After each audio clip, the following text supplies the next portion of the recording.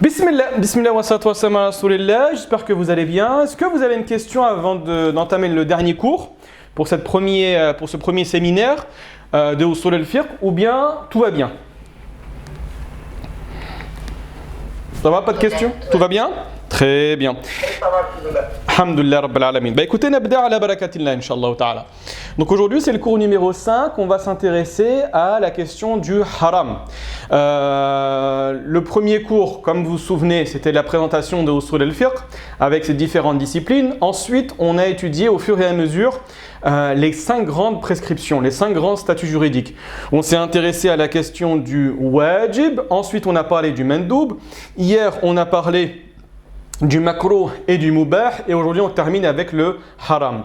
Et pour bien comprendre ces grandes prescriptions, souvenez-vous que vous devez toujours comprendre la prescription juridique comme une demande. Souvenez-vous, je l'avais expliqué plusieurs fois.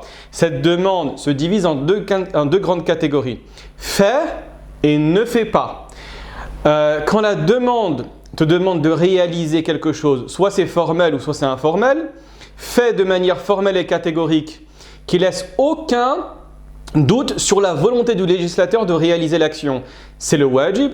Ensuite, une volonté de réaliser, mais avec une compréhension que la législation te demande que la réalisation n'est pas nécessaire. On t'incite à agir sans forcément te punir en cas de délaissement. C'est le mandoub.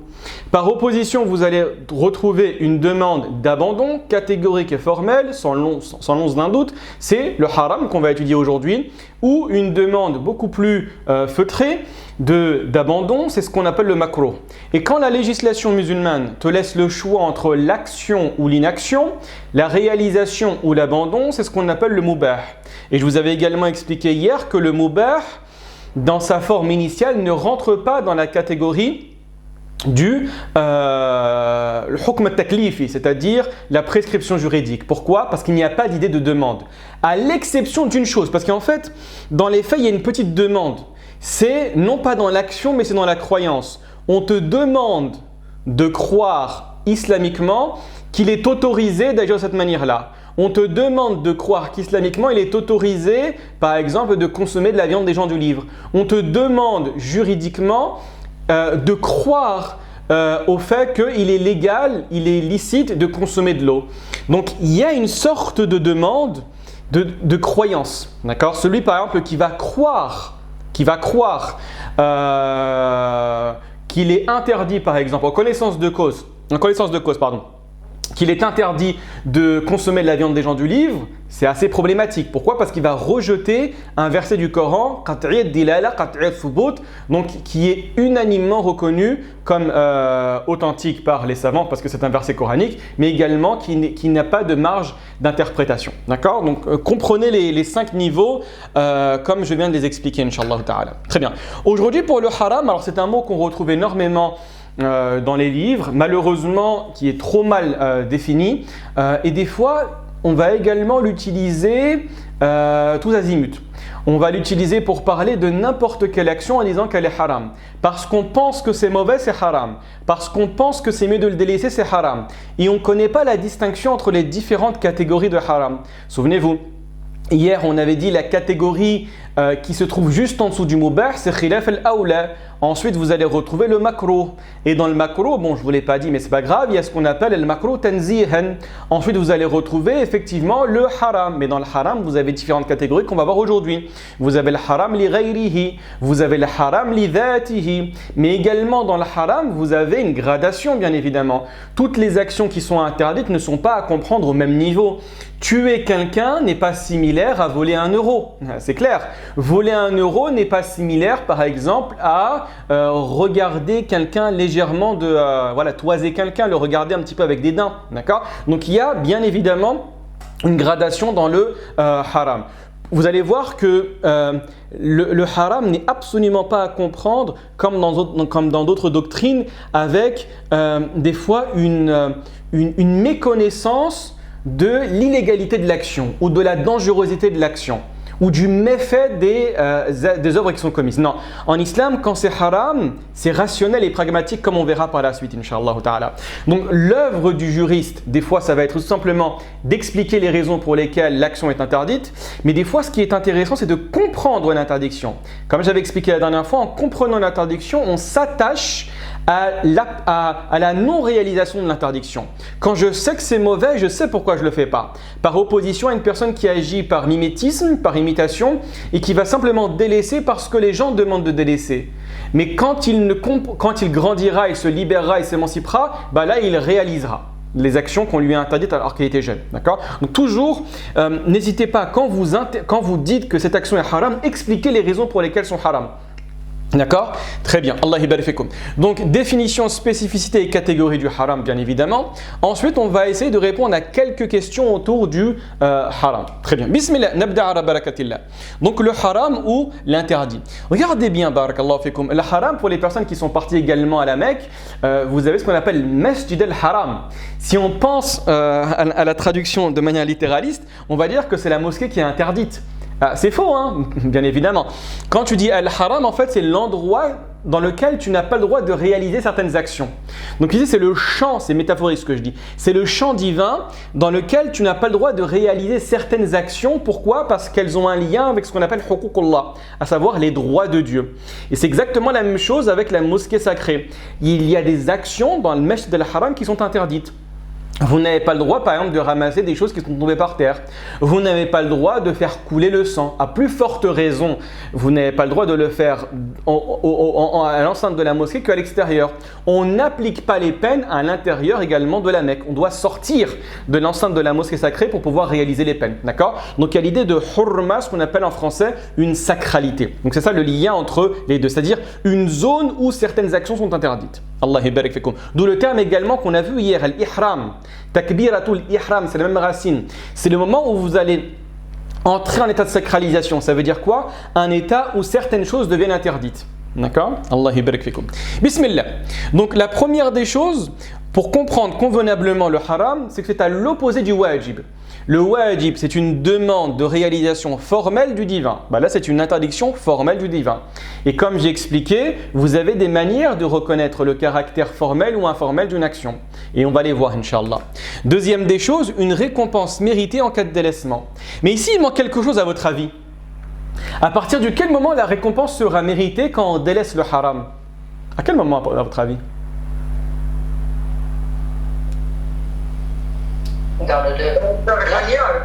C'est ça, Allah yabarak fik, Sabri. Allah yabarak fik, c'est ça effectivement. C'est la question. Alors bien évidemment, c'est dans l'au-delà, Al-Jia, tu as raison. Mais ici, en termes de récompense, c'est par rapport à la niyya. D'accord ? Une personne veut aller acheter de la cocaïne, mais elle n'a pas d'argent. Elle va délaisser l'achat. Mais pourquoi elle va délaisser l'achat ? Parce qu'elle n'a pas d'argent. Donc ici, elle n'aura pas une bonne action. La bonne action est constamment liée à la niyya. Gardez en tête, la dernière fois j'avais expliqué que la règle la plus importante dans les règles de droit, le qawa'id al-fiqhiyya, c'est al-umuru bi maqasidiha. Tout tourne autour de l'intention. Absolument tout tourne autour de l'intention.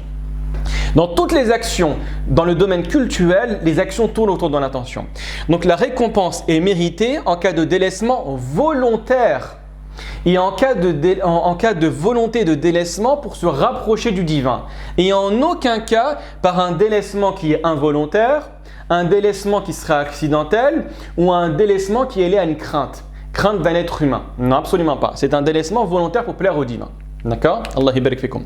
Et également la menace de la punition divine en cas d'accomplissement volontaire.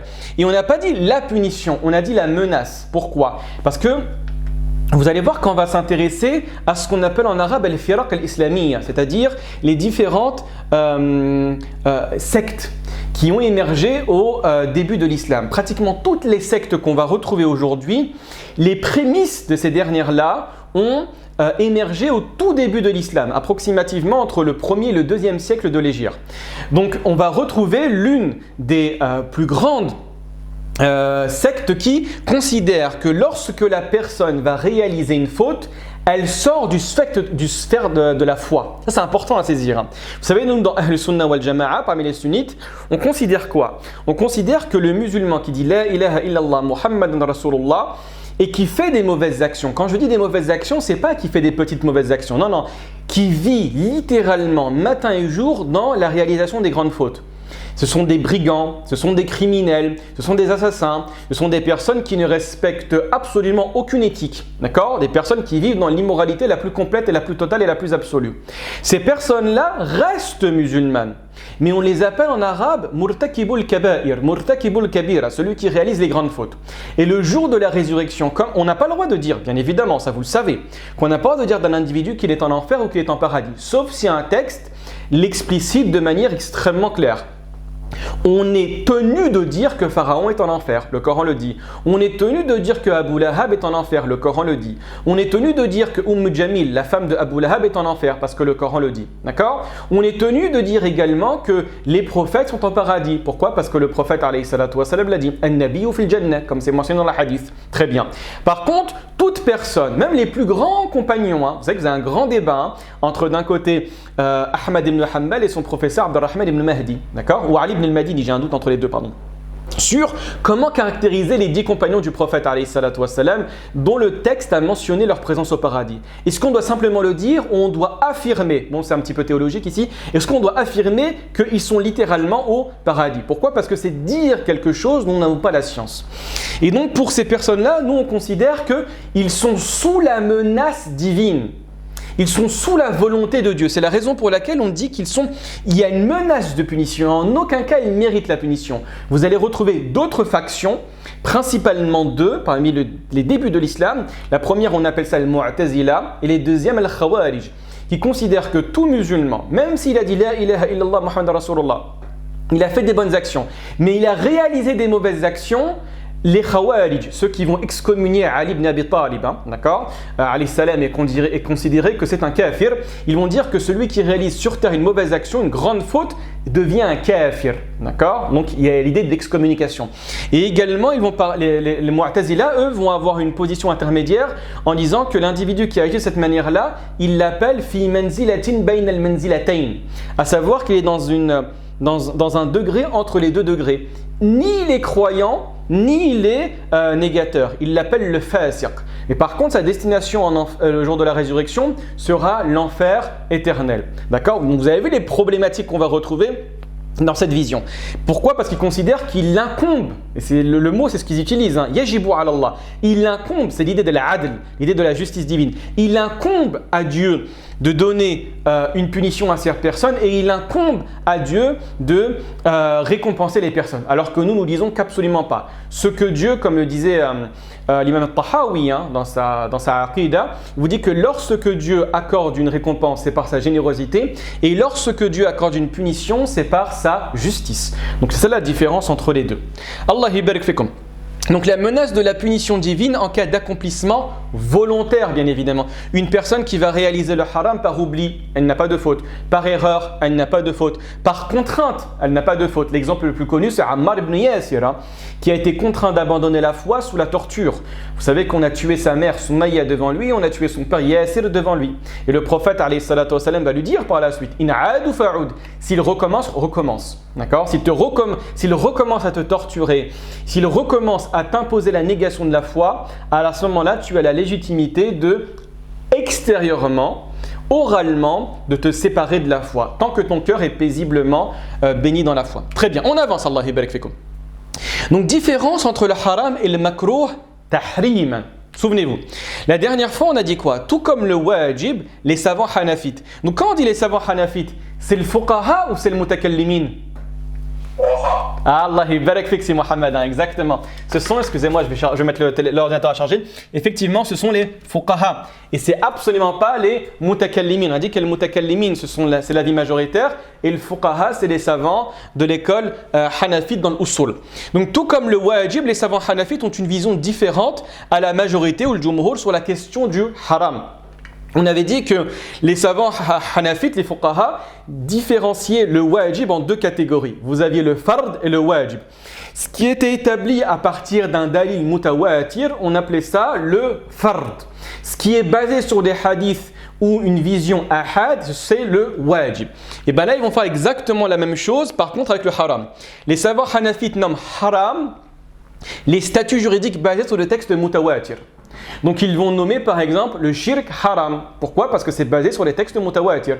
Ils vont nommer le meurtre haram. Ils vont nommer le vol haram. Ils vont nommer l'usure haram.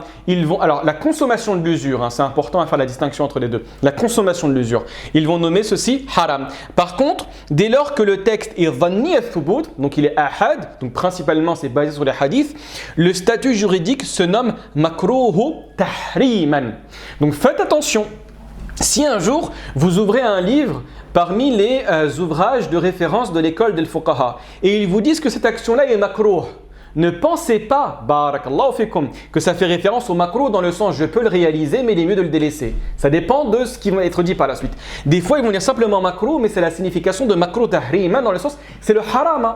Les savants des mutakallimin ne font pas la distinction entre le haram et le makruh tahriman. Donc faites attention à ce que vous allez retrouver des fois dans certains livres. Des fois vous allez retrouver l'imam Malik, l'imam Shafi'i, l'imam Ahmed qui vont dire ana akrahu hada. Littéralement, je déteste ceci. Mais quand eux utilisent le terme de akra, ça veut dire uharrim. Par contre, ils font une distinction, comme j'expliquais la dernière fois. Uharrim, c'est-à-dire que je rends haram, c'est quand le texte est extrêmement clair. Akrahu, c'est qu'ils avaient peur d'interdire quelque chose qui n'est pas basé sur des éléments catégoriques. Donc ils vont dire que ceci est détestable, mais la volonté est de dire que c'est haram. Donc faites très attention avant de chercher dans un livre et regarder ce qui se dit. D'accord? Faites très attention à cela. Allah barik fikum. On avance. Maintenant, comment reconnaître le haram? Vous avez vu comment reconnaître le wajib, comment reconnaître le mandoub, comment reconnaître le mubah, comment reconnaître le makro. Là, on s'intéresse à la manière de reconnaître le haram dans les textes. Première des choses, c'est très facile, l'interdiction par opposé à l'impératif. En français, faites-moi une phrase avec une interdiction.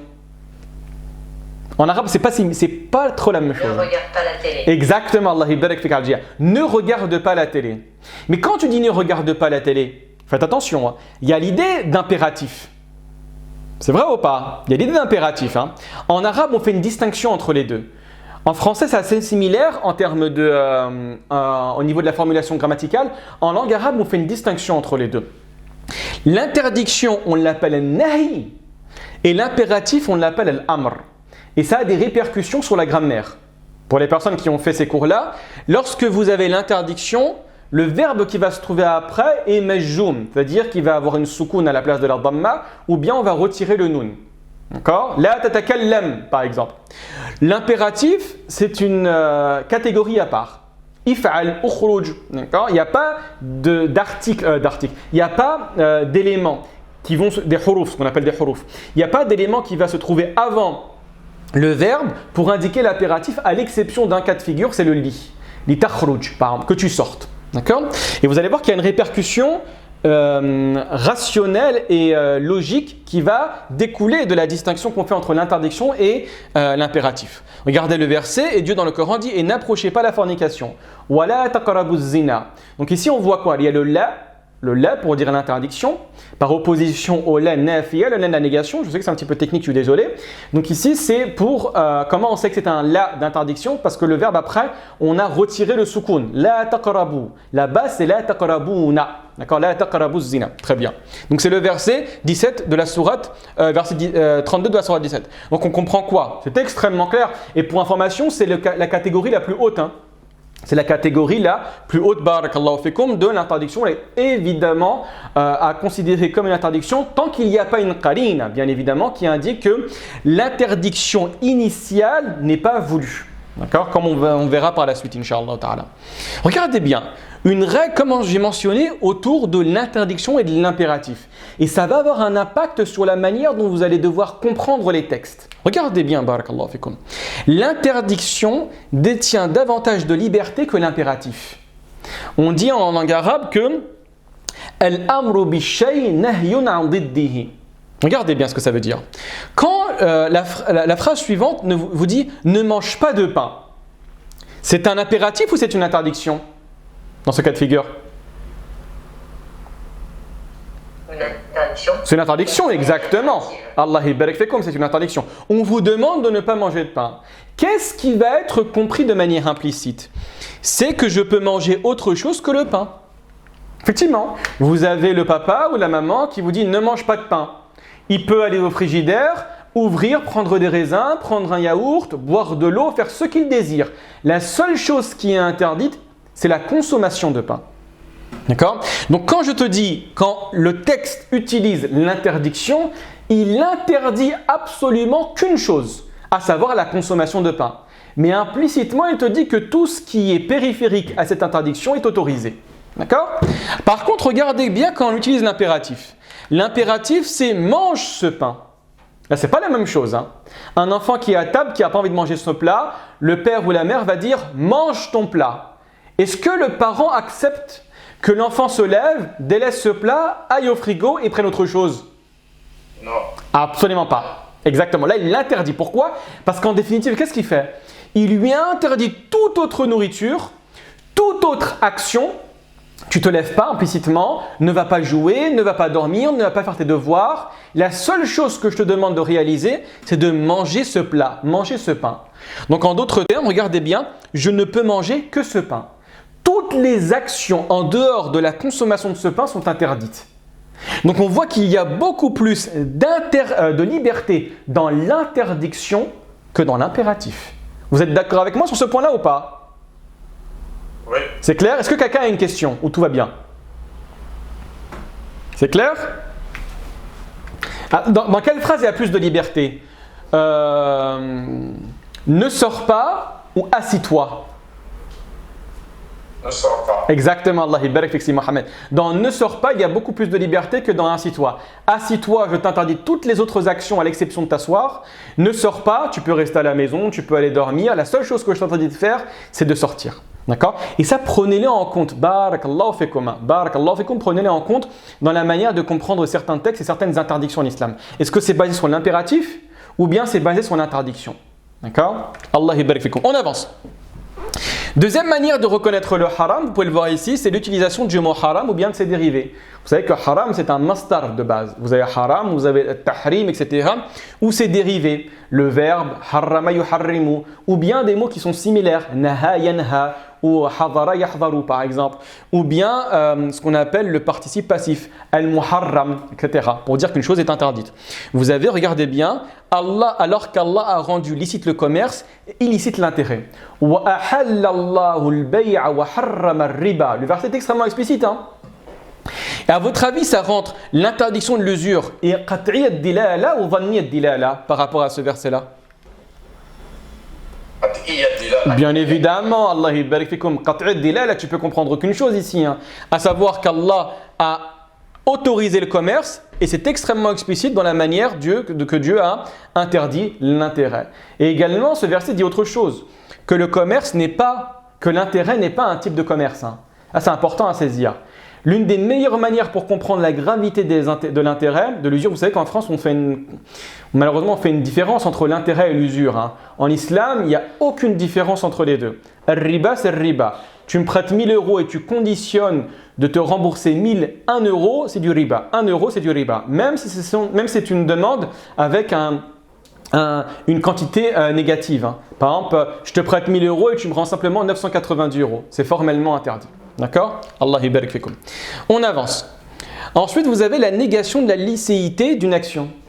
En gros, ceci n'est pas autorisé, ceci est interdit. Regardez bien. S'il divorce avec elle la 3e fois, alors elle ne lui sera plus licite tant qu'elle n'aura pas épousé un autre. Quelqu'un a compris ce verset ou c'est pas clair? Ça implique qu'il doit d'abord épouser une autre femme avant de vouloir redivorcer. Il ou elle? Avant. Mais qui doit se remarier? Il ou elle? La femme. C'est la femme, hein? Ah, exactement, faites attention, c'est la femme, hein? Exactement, Allah barik fik. Regardez bien ce verset. C'est ce qu'on appelle at-talaq al-ba'in baynulatan kubra. Vous avez deux types de divorce. Vous avez un divorce révocable et un divorce irrévocable. Dès lors que l'homme va divorcer de son épouse une fois ou 2 fois, il a la possibilité de retourner avec elle.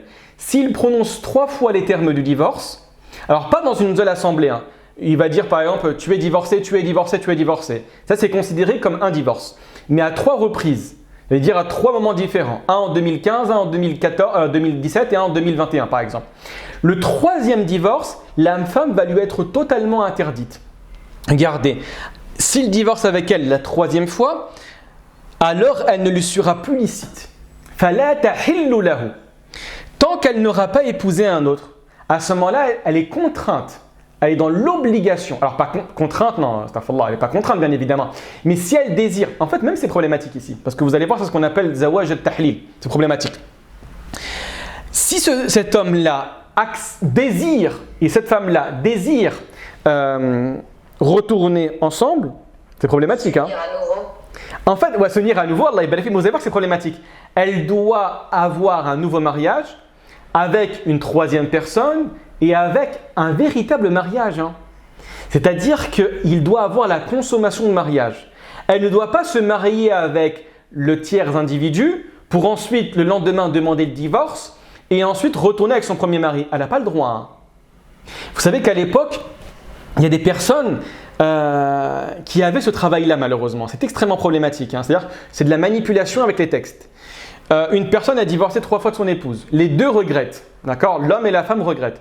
Ils décident de revenir ensemble. Le problème, c'est qu'ils ne peuvent pas. Qu'est-ce qu'ils vont faire ? Ils vont voir une troisième personne. Ça a existé dans le monde musulman. Ils vont voir une personne, ils lui donnent une certaine somme d'argent. Ils disent voilà, marie-toi avec elle et demain tu la divorces. C'est compliqué, hein ? C'est compliqué, hein, d'accord ? Et le prophète alayhi salatu wa salam a maudit cette personne-là. Il a dit la'anallahu al-muhallil wal muhallalala. Que Dieu maudisse la personne qui rend halal la femme et celui pour qui on a rendu halal la femme, c'est-à-dire pour l'ancien mari et le nouveau mari.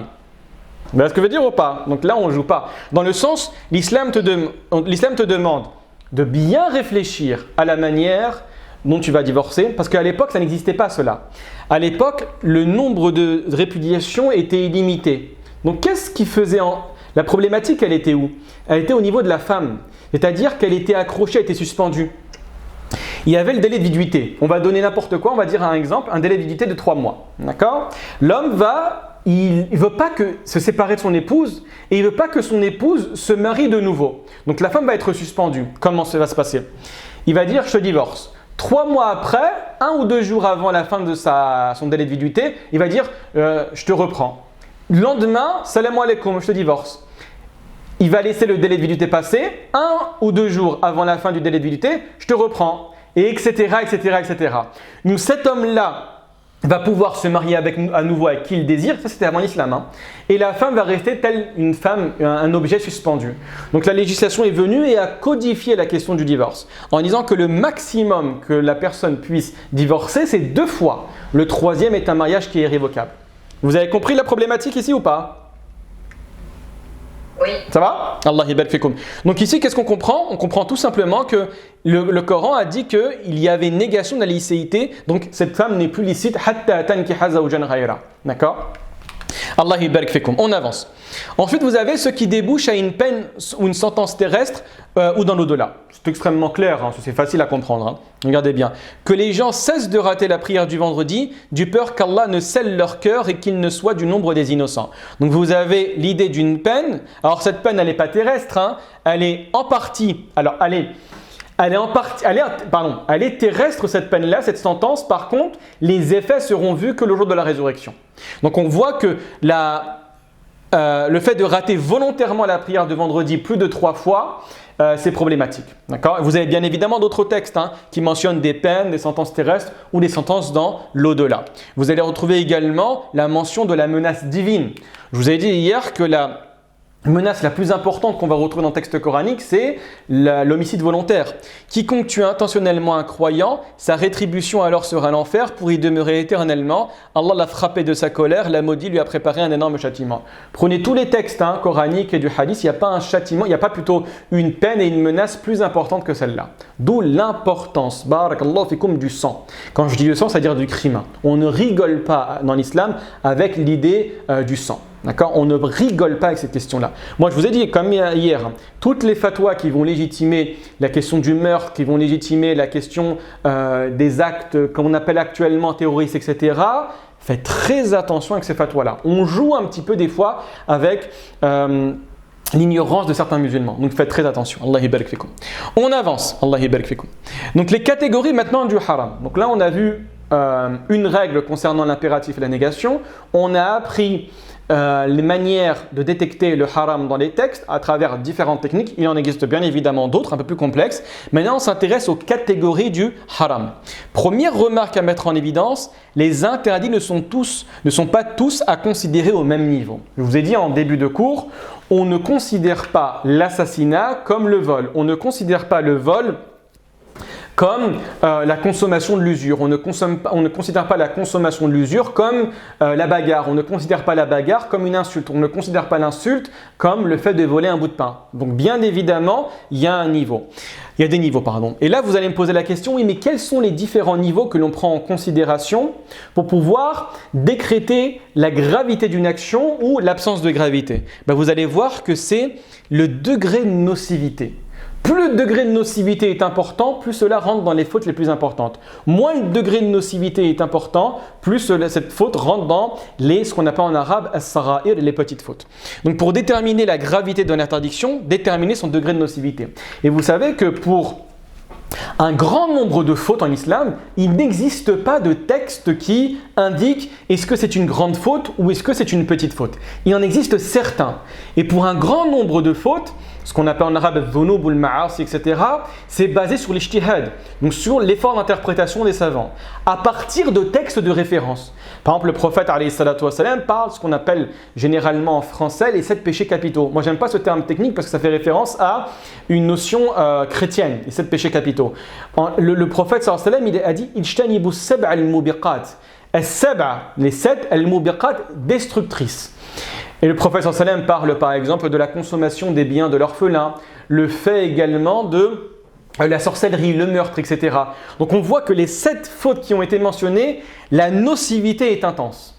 D'accord? Prenez en garde cela. Bismillah, regardez bien. Et il existe par la suite 2 grandes catégories du haram. Là, c'est une classification technique. Vous avez la première catégorie qu'on appelle al-haram li dhatihi. Al-haram, vous avez compris, al-dhat, c'est l'individu, la chose, la réalité d'une notion. D'accord? Donc, al-haram li dhatihi, c'est qu'il est interdit, cette action est interdite en soi. Elle-même est interdite. D'accord? Donc, l'interdit par essence. Et vous avez al-haram li ghayrihi.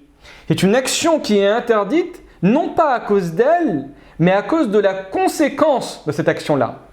Comme si, par exemple, vous avez, pour donner une image précise, vous avez un cercle avec un point à l'intérieur. Ce cercle-là, vous allez trouver des rayons, d'accord? Des rayons comme ça. Le point, c'est ce qui est véritablement interdit. C'est ce qu'on appelle al-haram li dhatihi, d'accord? Tous les rayons qui vont conduire à cette action-là, ce sont al-haram li ghayrihi. Donc il y a une interdiction que la législation a voulu considérer comme interdiction, c'est réellement interdit, parce qu'il y a le préjudice tellement important que la législation a voulu l'interdire, et vous avez des actions qui conduisent à l'interdit. Et donc ce qui conduit à l'interdit est beaucoup moins grave que qu'est-ce qui est interdit par essence. Vous voyez la distinction entre les deux, c'est clair ou pas trop? Ça va? Si, ça va, c'est clair? Allah yabarik fikum. Vous allez voir que je vais donner des exemples pour que ce soit encore davantage plus clair. Donc, al-haram li dhatihi, l'interdit par essence, ou al-haram li ghayrihi, l'interdit pour autre. Donc, on commence par al-haram li dhatihi. Très bien, bismillah, regardez bien. C'est l'ensemble des actions interdites pour leur nocivité totale ou prédominante. Comprenez ici avec des pourcentages, hein, de 51% à 100%, c'est le haram li dhatihi. La législation musulmane ne regarde pas, barakallahu fikum, la nocivité totale d'une action pour l'interdire. Comment on le sait? Le Coran le mentionne. Hein. C'est extrêmement clair dans le Coran. La mentalité coranique, la réalité coranique et le pragmatisme coranique, c'est de quoi? C'est de dire tout simplement qu'il y a des actions sur terre qui sont nocives. Ces actions nocives, elles comportent en elles une part de bénéfice. Mais vous avez 25% de bénéfice et vous avez 75% de nocivité. La raison, je ne me parle même pas du caractère religieux ici, la raison, c'est de l'interdire pour le bien de l'individu, pour le bien de la famille, pour le bien des sociétés, pour le bien du monde. Et qu'est-ce que le Coran dit concernant le vin et les jeux de hasard? Il dit exactement cela. Dans Sourate Al-Baqarah, qu'est-ce que Dieu dit? وَيَسْأَلُونَكَ عَنِ الْخَمْرِ وَالْمَيْسِرِ. Et il t'interroge au sujet du vin et le maïsir, des jeux de hasard. قُلْ فِيهِمَا إِثْمٌ كَبِيرٌ. il y a dans ces dernières, donc le vin et le jeu de hasard, une énorme faute. Donc comprenez ici une nocivité importante. وَمَنَافِعُ لِلنَّاسِ. Et il y a également des bénéfices pour les gens. وَإِثْمُهُمَا أَكْبَرُ مِنْ نَفْعِهِمَا. Mais la faute que contient ces deux éléments est plus importante que leurs bénéfices. Voilà la mentalité coranique pour pouvoir interdire. Tous les interdits que vous avez retrouvés dans l'islam, quand l'interdit est avéré, c'est-à-dire que ce n'est pas du makruh, c'est vraiment du haram, c'est parce que la nocivité est soit totale, soit elle est prédominante. Tout le temps.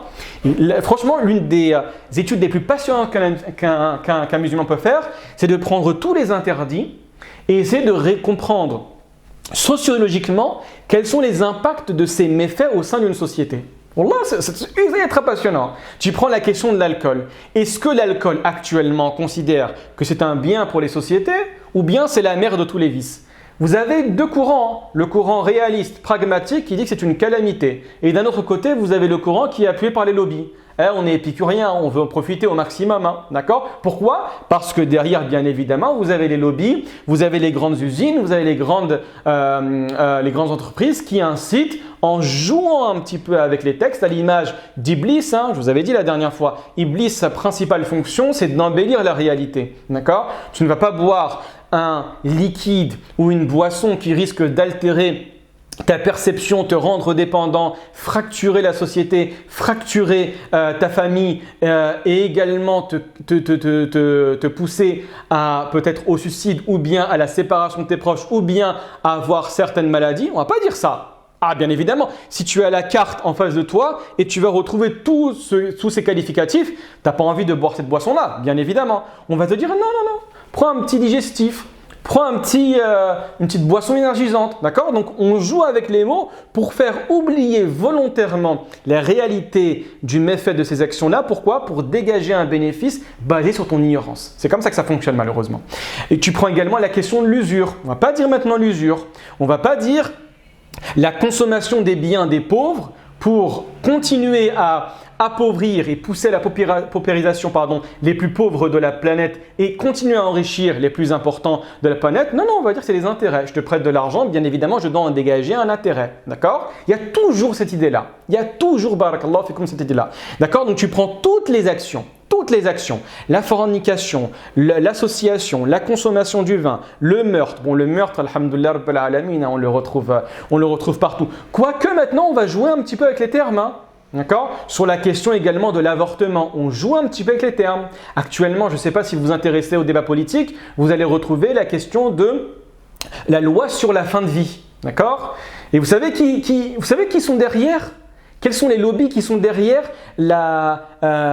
cette volonté de faire passer de force cette loi? Vous savez qui sont les lobbies d'ailleurs? Non. C'est les mutuelles, hein. C'est les mutuelles qui sont derrière parce que ça coûte trop cher de soigner des personnes âgées, d'accord? Donc il y a la volonté de dire on va accorder une mort digne, d'accord? On joue beaucoup avec les mots, barakallahu fikum, on joue beaucoup avec les mots. C'est une mort digne ou bien c'est la volonté de se débarrasser d'un être qui est problématique, d'accord? Exactement, c'est la volonté de se débarrasser d'un fardeau. Dans une société traditionnelle, mais bien évidemment, Allah yubarik fikum, on va totalement oublier et ça ne va même pas traverser l'esprit d'un individu que de dire mon père, ma mère arrive à un certain âge, allez, salam alaikum. Je vais la tuer ou je vais la mettre dans une maison de retraite et je vais me débarrasser. Même à l'époque, pour information, vous savez que la question de l'IVG, l'interruption volontaire de grossesse, a été débattue au début des mouvements féministes, d'accord? Où certaines personnes, alors c'est vrai qu'au début des années 70, quand on voyait la question du féminisme, on disait qu'effectivement, mon corps, mon choix, je fais ce que je veux, c'est mon utérus, je fais ce que je veux. Et en fait, au fur et à mesure, tu vas retrouver des mouvements qui vont considérer que non. Celui qui va tirer un bénéfice de l'IVG, ce n'est absolument pas la femme, mais c'est l'homme. Bon, c'est un long débat, un livre que vraiment je vous conseille pour comprendre en profondeur la question de cette problématique-là, c'est le livre de Patrick Buisson, Décadence, qui a très bien analysé les problématiques du féminisme, où certains n'ont plus dit IVG, interruption volontaire de grossesse, mais ils ont mis les points sur les i. On dit IVG, interruption de vie gênante. Parce que en définitive, c'est ça. C'est que je vais me débarrasser d'un enfant qui va conduire peut-être d'une relation que j'ai voulu, je ne veux pas porter le fardeau de cette action-là. Donc je vais au fur et à mesure tuer. Donc on s'intéresse au fur et à mesure à des fœtus, on va changer les termes techniques, ensuite on va aller plus haut, on va regarder les personnes qui ont un certain âge en disant voilà, on souhaite pour avoir pour ces personnes-là une vie digne, nous ne voulons pas effectivement les voir dans cette situation-là, c'est difficile d'avoir un proche, etc. Et qu'est-ce qui va se passer dans l'avenir? Peut-être qu'on va s'intéresser aux handicapés, aux déficients mentaux au fur et à mesure. Donc l'islam met des points sur des i et donne les termes extrêmement précis sur des notions qui sont précises. D'accord? Donc, démêler le vrai du faux, c'est extrêmement intéressant. Et vous savez, à l'époque, Nietzsche disait cela, Tasmiya sulta, le fait de nommer est un pouvoir. Quand tu as la faculté de nommer les éléments comme il se doit, tu as le pouvoir qui se manifeste. D'accord? Allah yabarak fikum. Dis-moi, bien sûr. Mais quand c'est la volonté de la personne de mettre, d'accompagner sa fin de vie. Non, c'est problème. Là, quand on vous écoute, on a l'impression qu'il y a une pression d'un tiers. Mais quand c'est la volonté de la personne elle-même. Non, en fait, il y a des on va le voir, Inch'Allah ta'ala. Il y a des interdits qui sont interdits en soi, c'est ce qu'on va voir, et il y a des interdits qui sont interdits parce que ça conduit à autre chose. Parmi ces interdits-là, c'est ce qu'on appelle le principe de précaution, à savoir, des fois, on va t'interdire des choses parce que ça risque de conduire à un élément beaucoup plus grave. Regarde bien, moi je dis, bismillah, c'est ma vie, je fais ce que je veux, très bien. Pourquoi je suis tenu dans la voiture, sur l'autoroute, ou bien seulement je circule dans la ville, c'est limité à 30, de mettre ma ceinture? C'est pas une atteinte à la liberté individuelle de mettre sa ceinture? Exactement. C'est vrai ou pas? Bien évidemment. Pourquoi je dois mettre ma ceinture? C'est ma vie, je fais ce que je veux. J'ai envie de me prendre un mur. C'est ma vie. Qu'est-ce qu'il y a? Je fais ce que je veux. Ça marche. Le droit… Bien évidemment, il y en a… Non, il n'y a pas d'impact. Il n'y a aucun impact. Je suis dans ma propre voiture. D'accord? Je suis dans ma propre voiture. Très bien. Je roule à 150 km à l'heure. Je roule à 150 km à l'heure et je rentre dans un mur qui appartient à absolument personne, qui est abandonné, qui est délaissé. Est-ce que j'ai demandé aux pompiers de venir me chercher? Non. Est-ce que j'ai demandé aux policiers de venir après moi? Non. Par contre, je te garantis que si tu es attrapé comme ça, tu auras les plus grosses amendes. On te retire ton permis directement. Bon, à 150 km/h, non, mais plus haut aussi. Pourquoi? Parce que le droit ne fonctionne pas comme ça. C'est-à-dire que le droit, des fois, il va venir, il va protéger des personnes qui n'ont pas la bonne vision sur la réalité. Par exemple, un enfant est mis sous tutelle pour la gestion de ses biens. Pourquoi? Parce qu'il n'est pas encore apte et capable de comprendre la réalité. Une personne qui va dire « je veux une mort digne », peut-être c'est vrai, peut-être pour toi tu vas demander une mort digne. Mais regarde bien, tu vas être la pièce ou tu vas être l'élément qui par la suite va être le justificatif d'autres personnes qui voudront se débarrasser de leurs parents en disant « regarde papa, sois comme lui, regarde lui il a une mort digne, masha'Allah, il est parti bien, il avait encore un petit peu sa tête, fais comme lui ». Et le papa est perdu parce qu'il est arrivé à un certain âge ou la maman est perdue. Alors que l'intérêt des enfants c'est quoi? C'est de se débarrasser ou de précipiter le partage de l'héritage. Vous voyez ce que je veux dire ou pas? L'islam a mis… Exact. Alors là, il y a l'idée de haram li ghayrihi, bien évidemment, mais également le meurtre, c'est haram li dhatihi. L'islam a interdit toutes les catégories de meurtre. Toutes les catégories de meurtre. Le meurtre, alors l'avortement, bon, il y a un long débat sur le temps. Et il y a un long débat également sur la problématique médicale. D'accord? Ça, c'est un long débat. Franchement, il faut voir dans les détails. D'accord? Si c'est moins de 120 jours, il y a des possibilités, bien évidemment. La deuxième des choses, l'islam a interdit le suicide.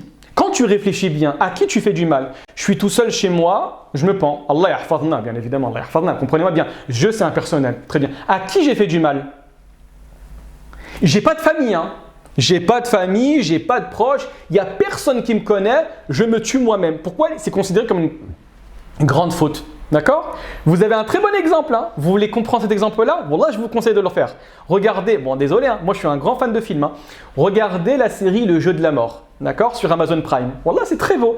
Pourquoi? Parce qu'à travers l'art, on va te faire comprendre la problématique du suicide. D'accord? Vous savez qu'en Corée, c'est bien les séries coréennes parce qu'il n'y a pas de vulgarité et il y a toujours une idée derrière cela. D'accord? Et en Corée, si mes souvenirs sont bons, je crois en Corée et au Japon, le nombre de suicides, le taux de suicide est extrêmement élevé. Donc ils ont fait une série sur cela qui est très belle. Elle est vraiment très belle. Aucune vulgarité, elle est vraiment très très belle et elle te montre de manière explicite la gravité du suicide et quels sont les impacts sur l'individu, la famille, la société. D'accord? Et quel est le mal? Parce que cet individu, désolé, je vous fais la pub, c'est la pub. Je vous fais la pub, c'est une personne qui va se suicider, qui va rencontrer entre guillemets l'ange de la mort, bon c'est pas véritablement l'ange de la mort, et qui va le conduire en enfer. Et qui a dit, mais pourquoi j'ai fait du mal à personne? Et l'ange, entre guillemets, de la mort va dire, si tu as fait du mal, et tu verras. Et tout au long de ces épisodes-là, vous allez comprendre la gravité qui est de ces actions-là. D'accord? Et vraiment, c'est très très beau. Donc il y a cette idée-là. L'islam a interdit toutes les notions de meurtre. Que ce soit même dans la guerre, Allah barik fikum, quand vous allez retrouver le droit de la guerre, par exemple une guerre avec la terre, Allah yahfazna, et vous allez retrouver les conditions, c'est extrêmement, c'est dur, c'est dur, Allah barik fikum. Même entre musulmans et entre non-musulmans, comme dans les empires abbassides, dans les empires omeyyades, etc. À l'époque du prophète sallam, il y avait des guerres, c'est contraignant. Donc on ferme toutes les portes, parce que c'est un élément qui conduit à, au fur et à mesure, se débarrasser. En fait, qu'est-ce qu'on fait? On ne va plus regarder l'individu comme un être humain, comme un être qui a été anobli par Dieu. On chosifie les choses. Et en chosifiant les choses, tu perds de la gravité de l'action. Je ne vais plus tuer quelqu'un, je vais tuer un individu arrivé à un certain âge qui souhaite avoir une mordine. Je ne vais plus tuer un enfant, je vais tuer un utérus. Un fœtus. D'accord? Je ne vais plus tuer une personne, je vais la neutraliser. C'est le terme qu'on utilise des fois dans la guerre. Il a été neutralisé. Ça veut dire quoi? Parce que tuer, c'est dur. Neutraliser, c'est beaucoup plus métaphorique et c'est beaucoup plus acceptable que le terme de tuer. D'accord? Donc, comprenez ces éléments-là. Allah yubarak fikum. En espérant avoir répondu à la question, Allah yubarak fik. D'accord? Allah yubarak fik. Donc c'est l'ensemble des actions interdites pour leur nocivité totale ou prédominante. Par exemple, le vol, l'association, le meurtre, etc. D'accord? Plus la nocivité est importante, plus elle est totale, plus vous allez voir Allah yazid comme que c'est considéré comme les grandes fautes. Moins la nocivité est importante et grave, plus c'est considéré comme ce qu'on appelle en français, en arabe, as-sara'ir, les petites fautes. Très bien. Donc maintenant, al-haram li ghayrihi, qu'est-ce que c'est? Initialement, ces actions sont licites, très bien, car elles ne comportent pas de préjudice. Dans les faits, initialement, elles ne comportent pas de préjudice. Par contre, ces actions deviennent interdites car elles s'inscrivent à un moment donné dans une prédominance de préjudice. En d'autres termes, quand tu t'intéresses à al-haram li ghayrihi, une action indépendamment du contexte est autorisée. C'est quelque chose de louable. Mais inscrite dans un contexte déterminé, cette action va conduire au haram. C'est pour ça que l'islam va l'interdire. Regardez bien les exemples que je vais donner. Le commerce, bien évidemment qu'il est autorisé. Par contre, le commerce après l'appel à la prière du vendredi est interdit. Et là, on doit se poser la question, comme on a vu hier, mais pourquoi l'islam a interdit le commerce après la prière du vendredi? C'est quoi la illa? C'est quoi la raison d'être? C'est quoi le motif de l'interdiction? C'est la crainte de rater la prière du vendredi. Donc, vous enlevez après la prière du vendredi, on revient à la source initiale, à savoir l'autorisation. Vous ajoutez après l'appel à la prière du vendredi, cela devient interdit. D'accord? Également, demander la main d'une femme, c'est autorisé. Par contre, demander la main d'une femme qui est fiancée, ça devient interdit. Vous avez compris la raison d'être ou pas? Pourquoi c'est interdit? Oui. Parce qu'elle est déjà fiancée. Mais pourquoi c'est interdit? T'as raison, Allah il vérifie ça bien. Pourquoi c'est interdit? La femme, elle ne peut pas avoir de mari. Non, elle n'est pas encore mariée. Elle martouba. Ah, ça fait, oui, mais non, c'est genre. Ça fait quoi? Une dispute. Une dispute. Bien évidemment, ça va engendrer une dispute, bien évidemment. Madame a été demandée en mariage par Monsieur A. Monsieur B est au courant, d'accord? Mais le problème, c'est que Monsieur B est beaucoup plus riche, beaucoup plus important, beaucoup plus élégant que Monsieur A. Monsieur B va aller voir la madame qui a été demandée en mariage. Cette dernière va accepter. Monsieur A va être très remonté et ça va créer des litiges entre Monsieur A et Monsieur B. Donc bien évidemment, c'est interdit. D'accord? Le prophète sallallahu alayhi wa sallam dit wala yakhtibu ahadukum ala khitbati akhi. D'accord? Donc c'est l'idée ici de éviter les litiges. D'accord? Donc moi, franchement, comme je vous l'ai dit, des fois quand vous ne comprenez pas l'interdiction d'une chose, analysez-la en profondeur et surtout, ne faites pas des raccourcis dans la tentative de compréhension ou de l'interdiction. Allez toujours voir les chiffres de l'INSEE. Wallah, c'est extrêmement intéressant de voir cela. Extrêmement intéressant de voir cela. Tu vois la réalité. Vous savez où vous voyez la vraie vie? La vraie vie, on ne la voit pas à la télévision. La vraie vie, on les voit dans les tribunaux. Hein. Vous êtes dans un tribunal et vous assistez. Vous avez des fois les audiences et vous assistez. Vous entendez des histoires extraordinaires, Allah barik, comme de la réalité de la vie. Hein. Tous les cas, aujourd'hui on parle beaucoup des cas des agressions sexuelles, etc. La quasi-totalité des agressions sexuelles envers les enfants, c'est où?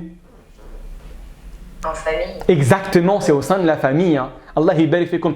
Donc quand on vous dit, vous avez par exemple un texte qui vous demande de séparer les enfants du lit à partir de 7 ans. D'accord? Ou également que la femme, même en présence de son père, ou en présence de son frère, ou en présence d'un mahram, ne doit pas s'habiller n'importe comment. D'accord? Pourquoi? Parce qu'il y a la réalité de la vie, il y a des choses, il y a l'inceste qui est précise, bien évidemment, il y a l'inceste qui est présent.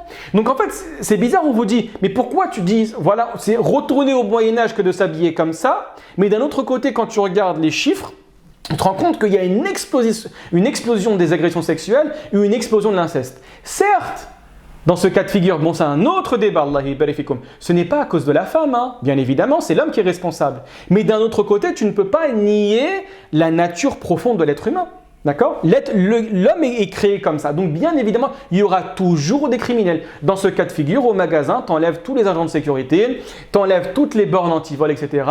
Parce que c'est mal de dire que des gens vont voler. Non, mais ça existe, c'est comme ça, c'est la vie. Vous voyez ce que je veux dire ou pas? Donc, tant que ça existe, et pour information, ça c'est l'idée la plus importante que vous devez comprendre sur la question du voile. L'islam, alors c'est pas le voile que l'islam a demandé de mettre, hein, c'est important de saisir. Hein. Le voile est une manière d'appliquer l'injonction divine. Tout à l'heure, vous vous souvenez quand je vous avais parlé de l'impératif et l'interdiction? Je vous avais dit, il y a plus de liberté dans l'impératif ou dans l'interdiction? L'interdiction, Allah barik fikum. Et le verset de la sourate 24 qui parle du voile n'utilise pas l'impératif. Le Coran ne dit pas mettez des voiles. Le Coran dit ne montrez pas. Ah, c'est pas la même chose. Hein. Et qu'elles ne manifestent de leur atour que ce qui en paraît. Ça veut dire quoi? C'est-à-dire que tant que tu caches une certaine partie de ton corps, tu fais ce que tu veux. C'est ça qu'il faut comprendre. Hein. Donc il y a beaucoup plus de liberté dans l'interdiction que dans l'impératif. Et pourquoi l'idée de tout cela, c'est mentionné en sourate numéro 33, hein, c'est pour ne pas être importuné. L'idée de la tenue vestimentaire pour les hommes et pour les femmes, c'est, principalement pour les femmes, c'est une réalité, c'est le fait de ne pas être importuné, de ne pas être constamment pourchassé dans la rue par des individus mal intentionnés. Vous lisez la sourate numéro 33 qui parle de cela avec ce qu'on appelle dans le Coran al murjifuna fil Madina, ceux qui vont créer des troubles, des dissensions à l'intérieur de Médine, c'était ces personnes-là qui s'attaquaient à des femmes parce qu'ils pensaient qu'elles n'étaient pas mariées ou qu'ils pensaient qu'elles étaient libres de toute attache, etc. D'accord? Donc le Coran a demandé l'imposition, a imposé une tenue vestimentaire précise en ne manifestant pas certaines parties. Pourquoi? Pour éviter le fait d'être importuné. Si dans l'éventualité, et ce sera impossible, hein, il n'y a plus de femmes qui se fait importuner dans la rue parce que tout le monde est bien éduqué, on parlera d'autre chose. Mais c'est quelque chose qui n'arrivera jamais. D'accord? Allah barik fikum. Ça, dis-moi. Pardon. Mais là où celles qui sont importunées, c'est celles qui portent le voile. Mais c'est très bien. C'est la raison pour Allah barik fik. C'est la raison pour laquelle en 2005, je crois qu'il y avait il y a eu des attentats à Londres, je crois. D'accord? Et donc après ces attentats à Londres, il y a certaines personnes qui se sont dirigées vers des femmes musulmanes parce que ça a été un indicateur d'islamité. Et vous avez des recherches qui ont été faites. Hein. Si mes souvenirs sont bons, c'était en Égypte, à Al-Azhar, en disant que maintenant, dans ce cas de figure précis et de manière partielle, est-ce qu'il est possible de la femme de retirer son voile pour ne pas se faire agresser? Tu vois l'idée en fait, elle est où? Et c'est vrai, hein, les chiffres, les chiffres. Exactement, c'est comme aujourd'hui. Le fait, c'est pas attirer l'attention sur soi. Exactement. D'où l'importance, en fait, bon ça on le verra beaucoup plus tard et c'est un petit peu technique, je ne vais pas en parler très rapidement comme ça, mais l'idée en fait de, bon c'est un petit peu technique ce que je vais dire, hein, faites très attention. Si vous n'avez pas compris, posez-moi la question, Allah barik fikum, hein. C'est l'idée en fait de, j'ai peur de le dire comme ça parce que je pense que ça va pas être très bien compris. On a vu très rapidement qu'en islam, ce qu'on prend en considération, c'est que l'islam est une religion qui est universelle. D'accord? Et je vous avais parlé de la dernière fois, le fait que l'islam est une religion universelle, c'est une religion qui vient avec des principes, avec des lignes directrices. Et qu'en aucun cas on prend de l'islam une application totale et absolue dans un temps déterminé pour la reproduire dans un temps et dans un contexte qui est différent. D'accord? Ça, il faut le comprendre comme ça. Donc, est-ce qu'on va arriver aujourd'hui en France à mettre en place un islam français. Faites attention à ce que ça veut dire un islam français. Ça ne veut pas dire un islam où tu vas dévoyer, un islam dévoyé, un islam où tu vas déroger à la règle, un islam où tu vas autoriser des choses qui sont totalement interdites. Non, non, non, non, non. Tu prends, une fois peut-être j'avais fait l'explication pour comprendre convenablement à quoi ça fait référence. Dire avoir un islam où tu respectes tout, où tu ne changes absolument rien, mais en concordance avec les usages, les us et les coutumes en France. Laissez-moi vous donner un exemple. Vous avez tous déjà utilisé de la pâte à modeler Plaido. D'accord ? La pâte à modeler, qu'est-ce qui est bien dans celle-là ? C'est que vous avez par exemple, regardez bien, vous avez cette forme-là. D'accord ? Cette forme-là, c'est approximativement un rectangle. Vous la voyez très bien. Et là, vous avez une autre forme, allez, bismillah. C'est une forme, non, je vais pas prendre. Voilà, cette forme-là qui est beaucoup plus complexe que la première. Vous la voyez ou pas ? D'accord ? Vous avez deux formes qui sont différentes. Très bien. L'islam, c'est quoi ? Imaginez que ceci représente un pays. On va dire, allez, bismillah, n'importe quel pays, on va dire la Russie. D'accord ? C'est la Russie. Là, vous avez un autre pays, on va dire qui est la France. D'accord ? En termes de forme, c'est différent. Vous êtes d'accord avec moi ou pas ? Totalement différent ces deux formes-là. Très bien. L'islam, c'est quoi ? L'islam, c'est approximativement, dans sa manière de comprendre les choses, c'est une pâte à modeler. Une pâte à modeler, je la prends, j'en fais ce que je veux. Par la suite, je peux l'appliquer à l'intérieur de cette forme-là. Je la mets ici, je l'écrase, je l'étale, ça va respecter. Ça va respecter le cadre de la Russie, par exemple, dans le sens où je ne vais rien perdre de l'islam qui est métaphoriquement la pâte à modeler, c'est vrai. Et ensuite, ça respectera le cadre. Donc, ni je vais déroger à la règle de me séparer de certaines notions islamiques, ni je vais venir et je vais trahir les us et les coutumes russes. Et vous savez que l'une des 5 règles les plus importantes dans l'islam, c'est la aadatu muhakkama. L'usage fait force de loi. Ça, il faut le savoir. Très bien. Mais imaginez maintenant que ce pays-là, cette manière-là, c'est l'Arabie Saoudite. L'islam est né au Hijaz, à la Mecque et Médine et Taïf. Il a vécu là-bas. Très bien. Comment on doit comprendre l'islam ? L'islam est comme ceci. Imaginez que c'est l'Arabie Saoudite. Vous allez prendre l'islam de l'Arabie Saoudite. Qu'est-ce que vous allez prendre de l'islam de l'Arabie Saoudite ? Seulement ce dont vous avez besoin. C'est-à-dire, en d'autres termes, vous allez reprendre la pâte à modeler, la mettre dans votre main, vous allez l'extraire de cette entité-là et vous allez la réappliquer ici.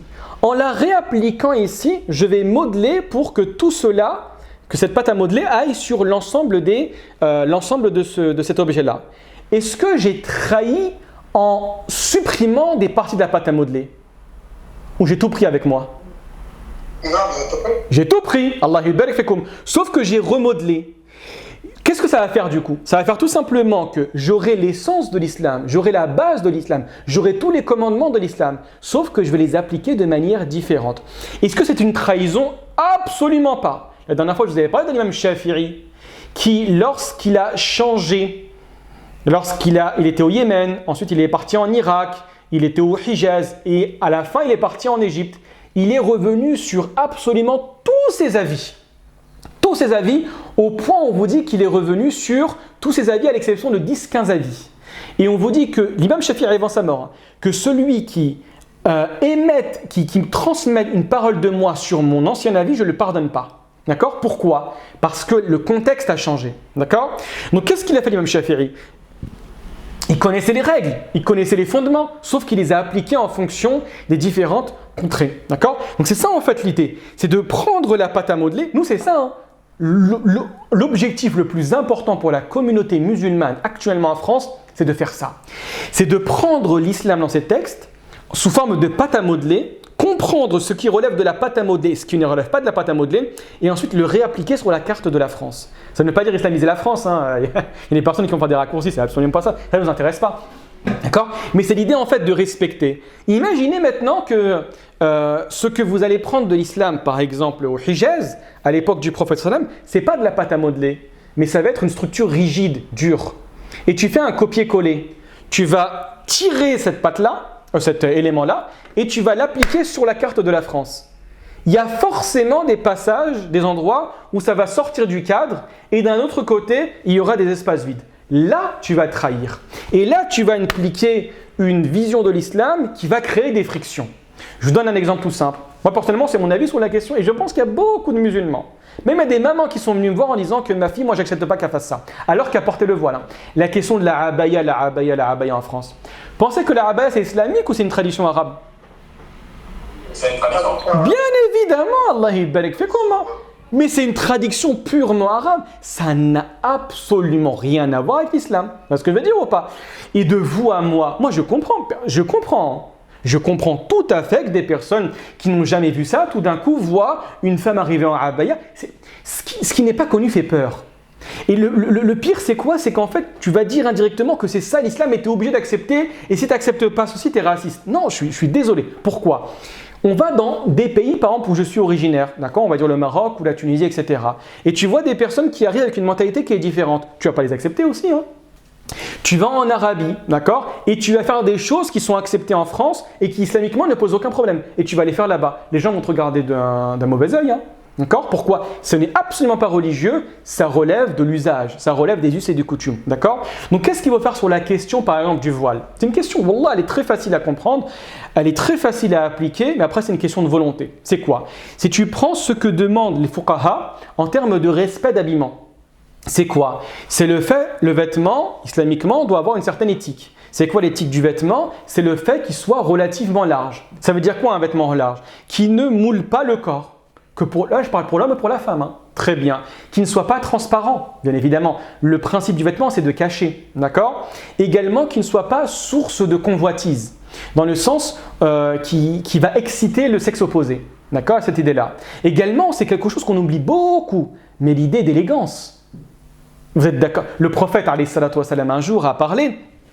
Même Aïcha, un jour, a vu que le prophète, sallam, avant de sortir, prenait soin de lui. Vous voyez ce que je veux dire ou pas? Une fois, un homme également n'a pas compris la signification de l'orgueil. Et le prophète a rectifié le tir en disant « Inna Allah jamilun yuhibbul jamal ». Certes, Dieu est beau, il aime la beauté. Donc il y a l'idée d'élégance. C'est pas parce que tu es musulman que tu dois t'habiller n'importe comment, que tu dois sentir mauvais, que tu dois avoir des habits tout froissés. Non, il y a l'idée d'élégance, l'idée de beauté. Mais l'idée de beauté n'est pas universelle. Dans le sens, il y a l'idée qui est universelle, mais il y a les manifestations de la beauté qui sont différentes. Vous êtes d'accord avec moi sur ce point-là? J'espère ne pas me tromper. Oui. C'est vrai ou pas? Il y a des choses qu'on trouve beaux en France, qu'on ne trouve pas beaux en Iran. Il y a des choses en Iran qui sont très belles, et il y a des choses qu'on ne trouve pas belles en France, etc. D'accord? Donc il y a cette idée-là. Donc qu'est-ce que tu dois faire? Tu dois prendre tous les critères, d'accord, du vêtement, et tu l'appliques à la mentalité française. Et ça, c'est beau. Wallah al-azim, ça c'est beau. On te demande, parce que l'homme c'est beaucoup moins polémique que la femme. On va te demander pour l'homme, très bien, un habit qui respecte les codes, c'est-à-dire c'est pas un habit où il y a l'idée d'orgueil, il y a l'idée de vantardise, il y a l'idée de célébration d'un certain culte, etc. Très bien. Qui cache certaines parties, très bien. Qui est élégant, très bien. Très bien, bismillah. La vérité, de vous à moi, de la vérité. Tu respectes plus qui? Une personne qui vient avec un beau costume, 3 pièces, bien parfumé, beau, élégant, mashallah, ou une personne qui vient avec un camis froissé avec des taches d'huile. La vérité, vous respectez plus qui? Mais wallah c'est vrai. Mon petit frère un jour me l'a dit. Mon petit frère s'habille normalement. Mais un jour, une fois, il a fait une formation, il était habillé en costard. Il dit Mounia, la première fois que je suis rentré au restaurant, tout a changé. Oh monsieur, venez, il y a une place, etc. Mais c'est une vérité. Donc pourquoi se mentir des fois? D'accord? Pourquoi se mentir? Des fois, il faut être réaliste, il faut être pragmatique, il faut dire les vérités. Et ce que je dis pour l'homme est valable pour la femme. On n'a pas le droit de léser la femme en disant il faut que tu t'habilles n'importe comment, avec un voile extrêmement large, tout noir. Non, il n'y a rien islamiquement. Et là, tu peux chercher de midi, de toute la journée, ce que tu veux. Il n'y a pas de texte. Il y a des éléments. Souvenez-vous la dernière fois, qu'est-ce qu'on a dit? Tout est autorisé jusqu'à preuve du contraire. Donc tu peux tout faire dans un cadre qui est déterminé. C'est la raison pour laquelle, et c'est quelque chose malheureusement qui est trop faible, c'est le fait qu'il faut davantage de femmes qui participent à la production du droit. Regardez quand je présente les savants. Vous m'avez déjà entendu présenter une femme savante? Non. Malheureusement, hein, d'accord, il n'y en a pas. Hein. Alors que l'imam al-Zahabi, pour information, vous savez, vous avez des livres qu'on appelle Kutub al-Rijal. Kutub al-Rijal, ce sont les livres qui font la narration et la présentation de tous les savants du hadith, d'accord, les narrateurs. Et à la fin de son livre, si je me souviens, non c'est pas, J'ai oublié le nom de son livre, je suis désolé, je suis vraiment désolé, c'est un livre en plus subhanallah al-azim connu, Tadhkiratul Huffaz, voilà, Tadhkiratul Huffaz, où il va dire à la fin que dans tous les narrateurs du hadith, on ne connaît qu'une femme qui est faible. Il y a une narration du hadith. Tous les menteurs, toutes les personnes à la mauvaise mémoire, toutes les problématiques dans le hadith, ce sont des narrateurs masculins. D'accord? Donc il y a cette volonté qu'on doit mettre en avant. Parce que, regardez bien, moi je vous ai donné les critères, hein. Les critères par exemple de l'habillement. Mais ensuite vous devez avoir une personne qui va avoir un certain goût, un goût pour le style, un goût pour l'élégance, un goût pour une touche féminine. Vous voyez ce que je veux dire ou pas? Et qui va transcrire, qui va transposer cette réalité par exemple, en dessin d'une belle robe, d'accord? Ou d'un beau vêtement qui respecte l'éthique musulmane. C'est ça qu'on demande. Et je vous garantis que vous serez beaucoup plus respecté, où il y aura beaucoup moins d'agressions, il y aura beaucoup plus d'échanges que de venir avec une copie d'un style vestimentaire qui n'est absolument pas français. Qu'on le veuille ou qu'on ne le veuille pas, c'est la réalité. Et regardez bien, je terminerai sur ça parce qu'il faut vraiment qu'on avance. Le prophète, alayhi salatu wa salam, quand il était à la Mecque, il s'habillait de manière différente ou il s'habillait selon la manière de son peuple? Selon la manière de son peuple, Allah barik fikum, au point où quand les individus étrangers venaient, il disait « Ayyukum Muhammad » lequel d'entre vous est Mohammed, hein? Ça, il faut le savoir. Dans le sens, il n'y avait aucun signe distinctif. Le prophète sallam s'habillait de la même manière que les pires ennemis de l'islam. Donc dire que l'apparence extérieure est nécessairement codée par les règles de l'islam, c'est faux. L'islam demande simplement de respecter certains cadres. Et ce cadre, wallah al-azim, on peut faire en sorte de le mettre en pratique avec une idée française. Et c'est beau, la vérité c'est beau. Qu'on le veuille ou qu'on ne le veuille pas, on est des citoyens français, hein. On vit en France. Hein. D'accord? Dis-moi, t'as pas de baline à dire. De long, j'ai entendu qu'en France, même les robes qui sortaient de magasins d'Aix ou autres, ils en ont fait une polémique. Ouais, c'est vrai. Hein. Non, c'est vrai, hein, c'est vrai. Hein. Allah barak. C'est vrai, en France, il y a un gros climat, effectivement. Il y a un climat islamophobe qui s'installe, mais une grosse partie de ce climat-là. Alors, il y a un climat, si vous voulez le comprendre convenablement, pourquoi il y a un climat islamophobe qui s'installe, il y a 2 livres que je peux vous conseiller. Mais vraiment 2 livres. Hein. Un livre qui est gratuit sur Internet, alhamdoulilah rabbil alamin, et un livre qui est un peu plus cher. Le premier, c'est Main basse sur l'information de Laurent Mauduit. C'est le cofondateur de Mediapart, où il fait la recension de tous les grands organes de presse et tous les grands milliardaires qui ont acheté ces organes de presse et qui l'utilisent pour défendre leurs intérêts. Et le résumé de ce livre, je vous le donne en un mot, hein, c'est quand on a posé la question à Xavier Niel. Vous connaissez Xavier Niel, le milliardaire, hein, d'accord, de Free, d'accord, et qui a investi énormément dans la presse. Quand on lui a posé la question, mais pourquoi tu as acheté tout cela? Je suis désolé du terme qu'il a utilisé. Hein. Il a dit pour qu'on arrête de m'emmerder. Je suis désolé, hein, d'accord? Il a très bien compris que c'est ce qui forge l'opinion. Hein. Donc en d'autres termes, je suis le patron, tu ne parles pas de mes intérêts. Tu parles de qu'est-ce qui va susciter les problématiques, qu'est-ce qui va attiser la haine pour que les gens oublient. D'accord? C'est ce qui fait le buzz de manière générale. D'accord? Très bien. Et le deuxième livre, c'est pour comprendre la mentalité actuellement du gouvernement. C'est un livre vraiment, je conseille. Il est juste là, je vais vous le montrer. Attendez. D'accord? C'est celui-là. C'est le livre Crépuscule de Juan Branco. Vraiment, je vous le conseille. Hein. Si vous ne voulez pas le lire, franchement, vous le lisez, il est magnifiquement bien écrit. Il fait quoi? Il fait approximativement 300 pages, vous allez le dévorer. Hein. Ou sinon, vous allez directement sur la chaîne Thinkerview et vous le regardez, c'est le résumé. Hein. Le résumé de son interview, de son livre, pardon, dans une interview, c'est quasiment la même chose où il présente ce qu'il appelle le petit Paris, le Gotha parisien, où vous allez retrouver la bourgeoisie qui se démène. Hein. Qui se démène pour garder ses privilèges. Et il explique la mentalité de la bourgeoisie, la volonté de ne pas céder le pouvoir en créant des troubles au sein de la société française. Et la problématique de la société française, c'est l'idée de la religion. Vous savez que la France a un lourd passif avec la religion. Donc vraiment, je vous le conseille, vous écrivez « Illusion de la démocratie » sur Thinkerview, excellent. Je l'ai regardé, je crois, 2 ou 3 fois, je ne me souviens plus. Excellent.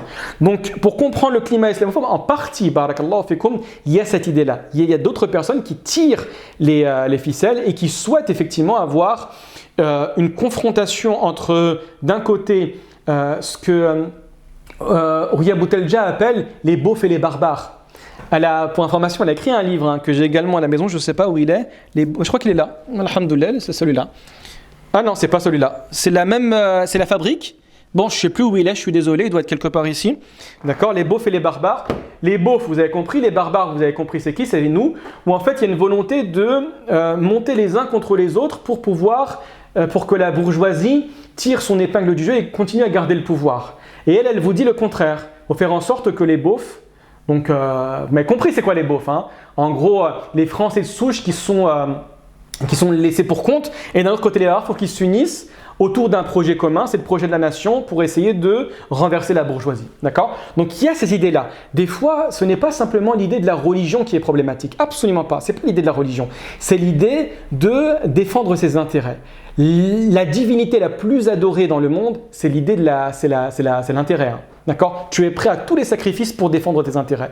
Et quand la bourgeoisie sent que ses intérêts commencent à disparaître, elle est prête à tous les sacrifices. D'accord? Allah barik fikum.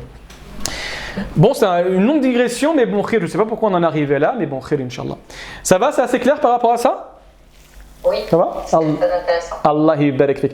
Donc, on en reparlera, je vous ferai un petit message où, comme j'avais mentionné hier, la volonté, vous savez, de clarifier certains sujets pour que par la suite, on n'en parle plus. Je vous avais dit, par exemple, hier, on a évoqué très rapidement le fait de serrer la main à une femme étrangère.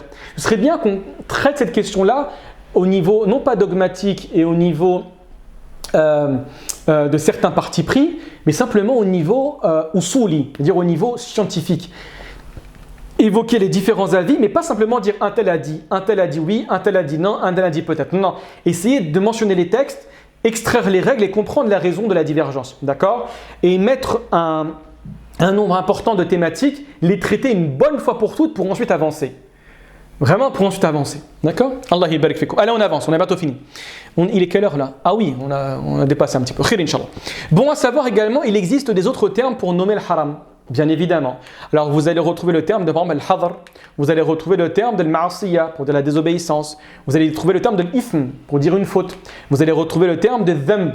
Dhanb fait référence à ce qui te conduit au mal. D'où le terme de dhanab, la queue du chien. Pourquoi? Parce que quand tu veux attraper un chien sans qu'il te morde, tu l'attrapes par la queue.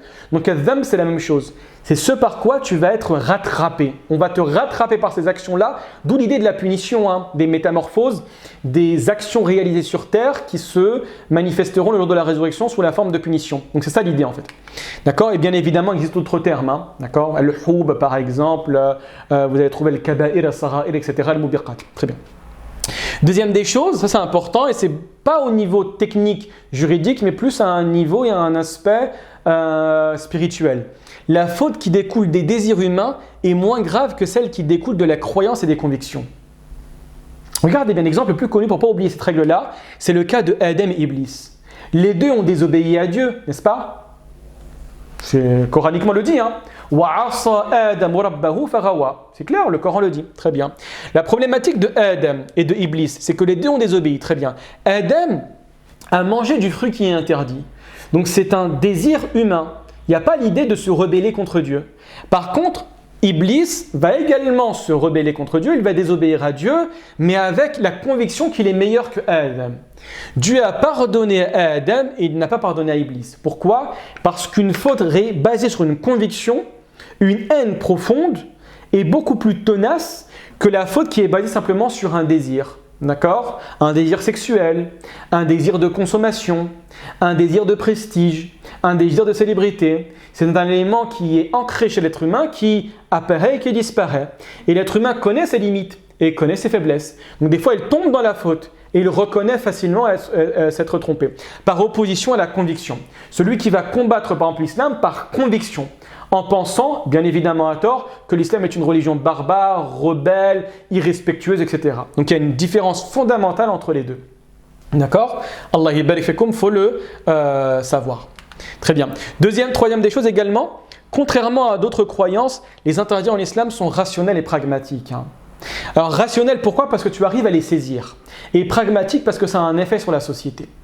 Toutes les actions, barakallahu fikum, qui sont interdites, même la plus petite action qui est interdite en islam, généralement, elle conduit, je vous ai expliqué ça la dernière fois, vers la préservation d'un élément beaucoup plus important. Je dis que l'imam, par exemple, l'imam al-Ghazali, dans le Mustasfa, Et par la suite, bien évidemment, d'autres savants, Shatibi par exemple, vous allez retrouver également l'Izz ibn Abd Salam, qui va mentionner également cela dans Qawaid al-Kubra. Et actuellement, tous les savants sont d'accord pour dire que l'islam est venu pour préserver 5 fondamentaux. Gardez-les en tête. Je les donne dans l'ordre. La première, c'est la préservation de la religion. La deuxième, c'est la préservation de la vie. La troisième, c'est la préservation de la raison. La quatrième, c'est la préservation de la descendance. Et enfin, c'est la préservation de l'argent. Tous les interdits et toutes les obligations à différents niveaux vont venir et vont travailler l'un des 5 éléments que je viens de dire. D'accord ? Par exemple, l'obligation d'apprendre sa religion, c'est la préservation de la religion, bien évidemment. L'interdiction du meurtre, la préservation de la vie. L'obligation de l'éducation, la préservation de la raison. L'interdiction de la consommation des boissons alcoolisées, la préservation de la raison. D'accord ? L'interdiction de l'usure, la préservation de l'argent. L'interdiction des relations en mariage, la préservation de la descendance et de la vie familiale, etc.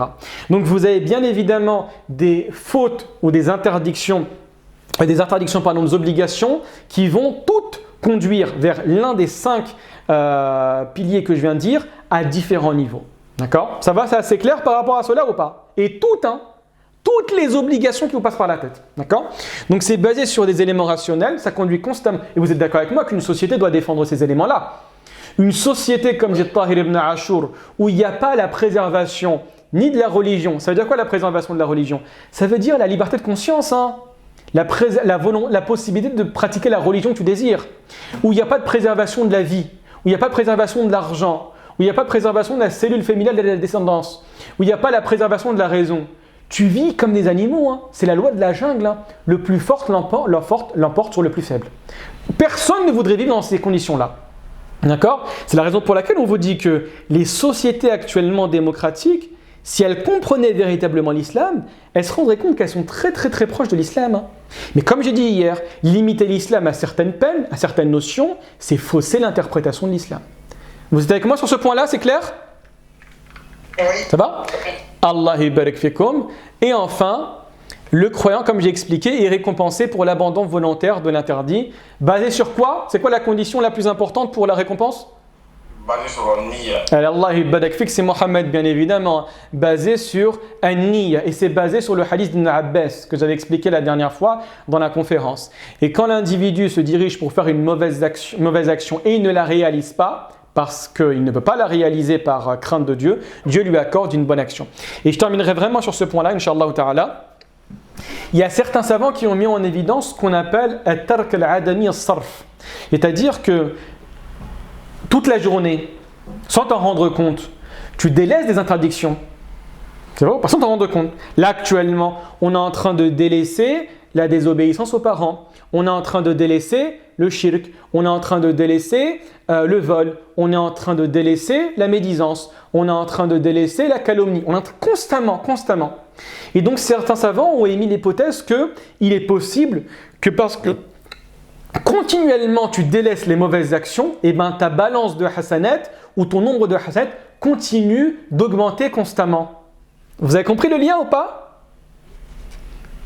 Oui. Vous avez compris ? Mais ça c'est problématique. C'est problématique, il n'y a pas véritablement de preuves. Et en plus de cela, on a dit que tout est basé sur l'intention. Donc imaginez, ça peut être intéressant. Une personne qui va voyager et qui va dire durant mon voyage, je mets l'intention d'éviter toutes les fautes que Dieu a interdites. Inch'Allah, Dieu est généreux. Dieu peut donner beaucoup de bonnes actions. C'est la raison pour laquelle, très important des fois, de bénéficier de ce savoir pour augmenter le nombre de bonnes actions. À chaque fois, mettre l'intention. D'accord ? Mettre l'intention. Et vous avez, je terminerai vraiment sur ça, ce qu'on appelle l'ishtirak fi niyya. Il est possible des fois sur une action d'avoir plusieurs intentions. D'accord ? Tu arrives à la mosquée, tu dis, allez, bismillah, je fais tahiyyat al-masjid, donc les 2 rak'at de la prière du matin, avec l'intention également de faire la prière salat al-tawba, la prière du repentir, et je fais cette prière-là dans les derniers tiers de la nuit. Et tu mets ces 3 intentions pour une prière. Tu vois, tu as une multiplication de bonnes actions. D'accord ? Donc il faut connaître ces éléments-là pour augmenter le nombre de bonnes actions. Alhamdoulilah, on arrive à la fin du séminaire. Allah barak fikum. Alors désolé pour avoir débordé un petit peu, mais bon, khir inshallah ta'ala. Est-ce que vous avez des questions ? Là, tout est clair ? Là, tout est clair ? Allah. Oui. Allah. C'est top. Allah. Cette année, Allah. Inch'Allah, dans les cours, ou pas? Bien, on va le reprendre, mais que sous forme de séminaire, parce que vous avez vu qu'on n'a pas le temps. D'accord? Là, on a pris approximativement entre 5, même plus, ouais, on a pris environ 7 heures pour évoquer simplement une petite partie de Usul al-Fiqh. Et je vous garantis qu'est-ce qui reste est beaucoup plus long que qu'est-ce qu'on a vu. Hein. Donc, on mettra en place effectivement des séminaires sûrement pendant les vacances. Hein, d'accord? On se donnera peut-être 5 jours durant les vacances, mais on a le temps. Usul al-Fiqh, c'est très très long.